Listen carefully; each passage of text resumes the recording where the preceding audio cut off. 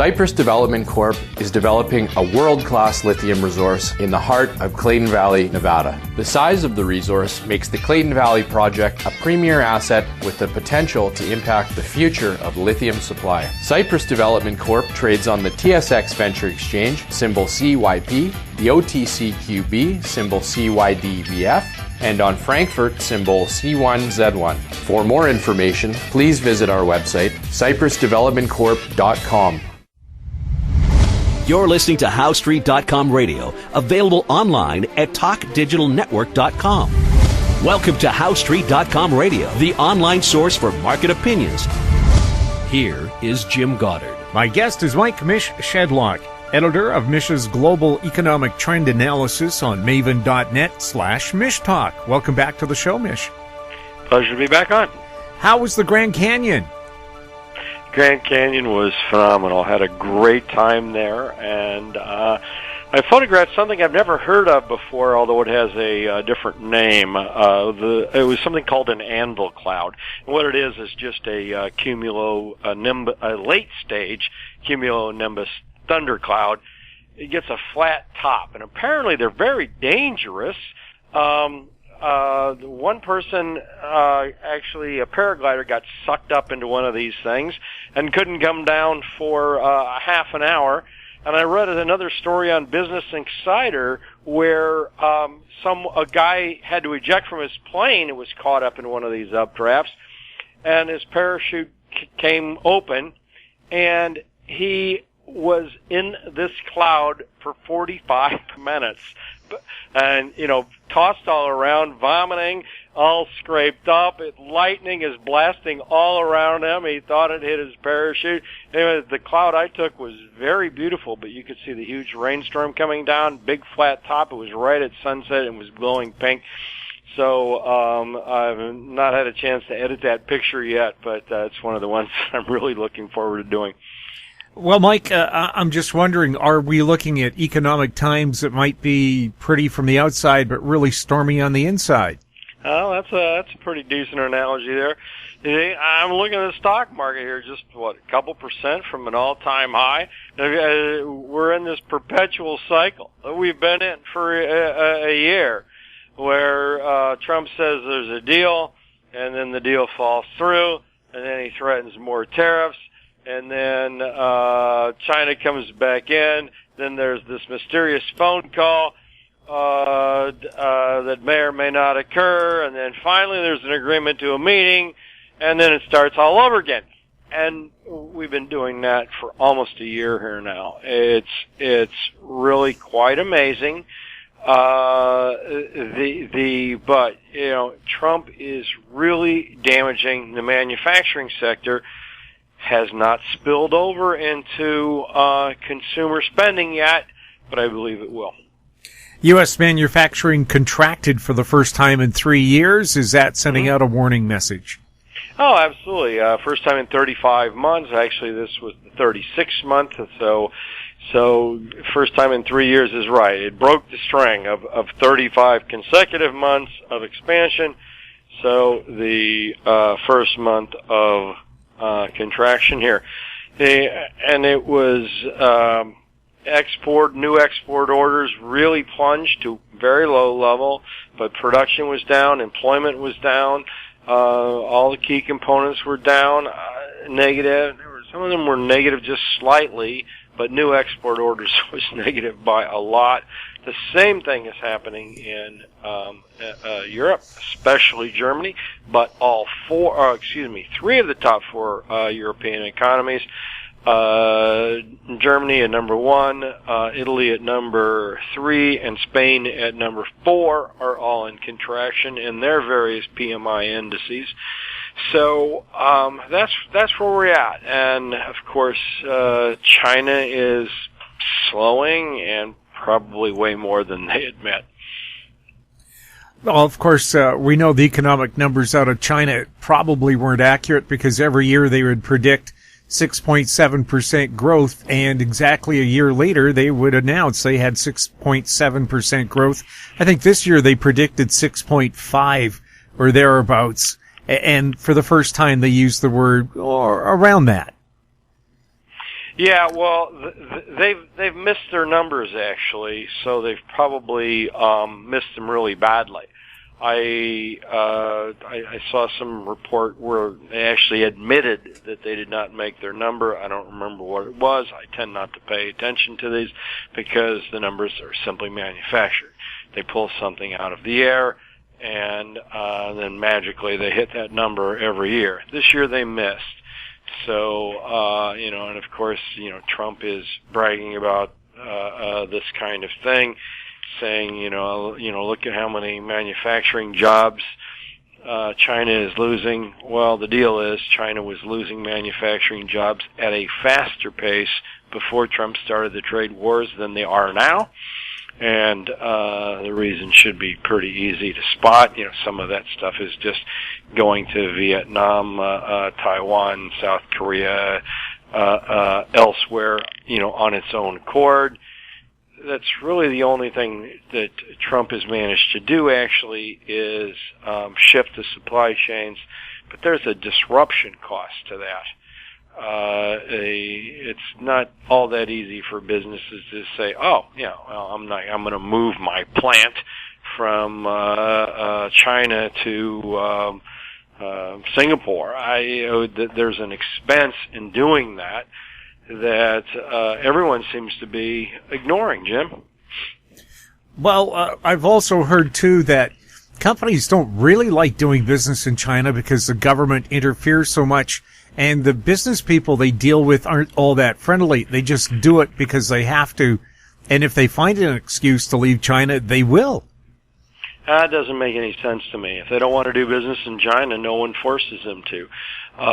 Contrast that with the Trump policy. I mean, he came out with a tweet a few weeks ago demanding that U.S. businesses find a way to leave China. I mean, I'm sorry, that's not his call. I mean, he can issue some bogus claim that it's matter of national security or something, but he quickly backed off of that, which is what he does every time every time he gets a negative stock market.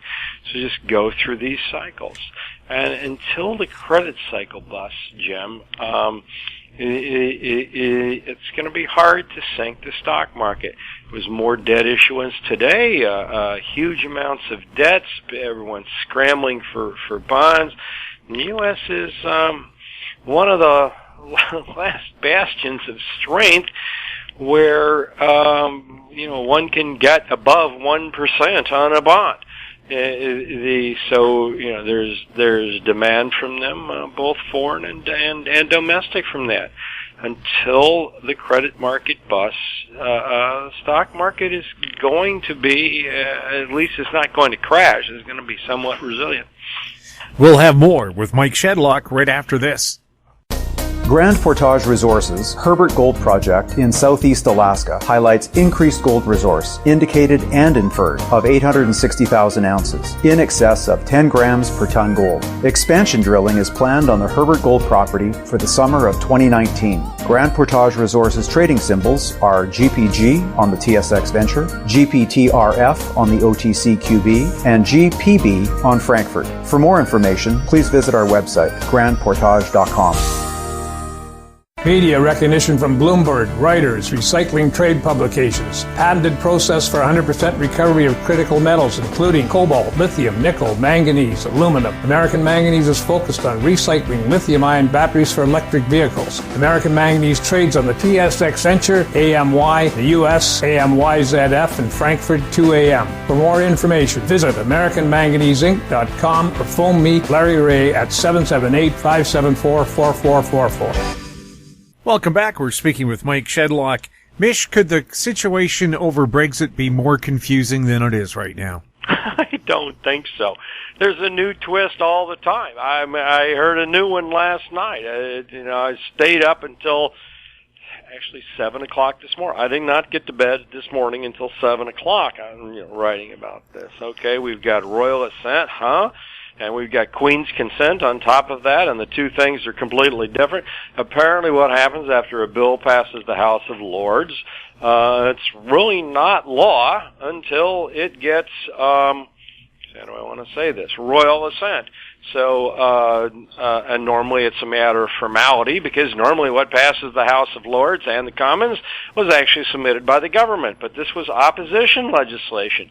So there was talk that Boris Johnson just simply might refuse or delay royal assent. But another twist came out last night, something called Queen's consent, and it specifically affects the right of the government to negotiate trade deals. Now, what this amendment that they brushed through with emergency legislation that passed the Lord effectively tied Boris Johnson's hand, forcing him to have to do something as opposed to seek something, which could be gotten around.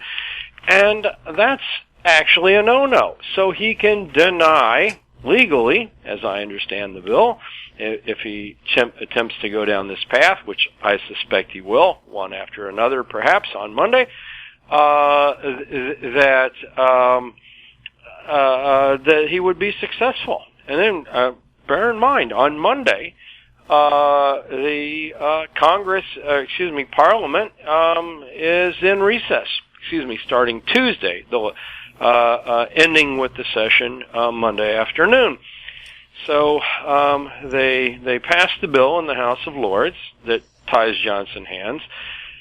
The House of Commons will vote on that. My understanding is on Monday. And I don't know, maybe they ought to do it tomorrow, but my understanding is this Monday.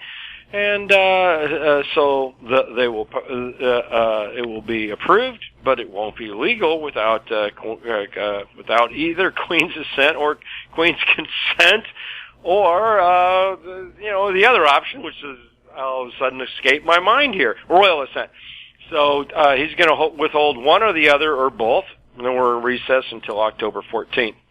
So then he can give the Queen's speech, which actually kills all pending legislation, so they'll have to do this all over again if we get that far. To answer your question, no, it cannot get any more convoluted. At least I don't think, but I've thought that before, wrongly. Yeah, well, Canada be under a parliamentary system as well. Question period where the leader of the country gets grilled on a daily basis is pretty exciting and interesting. You should try it sometime. That starts in the UK after he gives the Queen's speech. Yes. Now, this has been the longest period without one, and it's unusual to get a new prime minister without giving a Queen's speech. But recall that Theresa May came in, did not give a Queen's speech.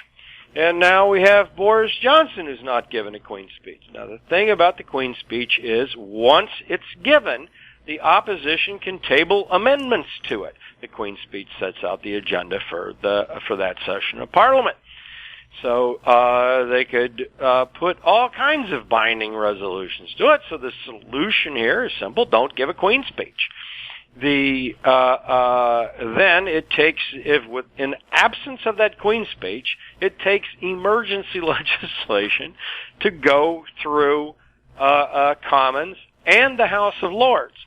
And then they'd better be careful how they've written this, because if it requires Queen's consent, then Johnson can withhold it.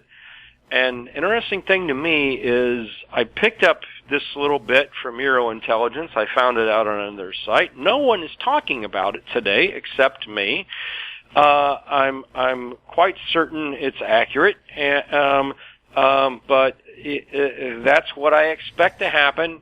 The alternative is, though, Johnson wants new elections.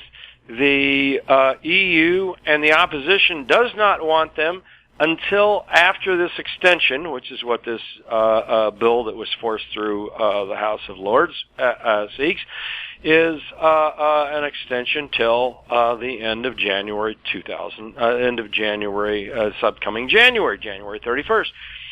So it's possible that Johnson agrees to that extension on the condition of early elections. I don't know. I think this is all going to come to a head Monday. And if it doesn't come to a head on Monday, then we get to wait for legal challenges to Johnson's maneuvers, and then it'll come to a head October 14th. We'll have a big delay where everyone's fuming over this. So quite interesting stuff. I'm fascinated by all of this stuff, by all the legal procedures, by all the parliamentary rules. The Commons and the Lords have their own sets of rules. We've got two kinds of Queens of Sept here, and entering the MISC. But the other interesting thing about all of this is how the Remainers are convinced that they have actually blocked and tied Boris's hands. No one's reading these legal rulings, and no one apparently understands them. So that's where we are. My readers are bored. They don't like this topic, but I actually think it's very important. We've got trade wars between the U.S. and China.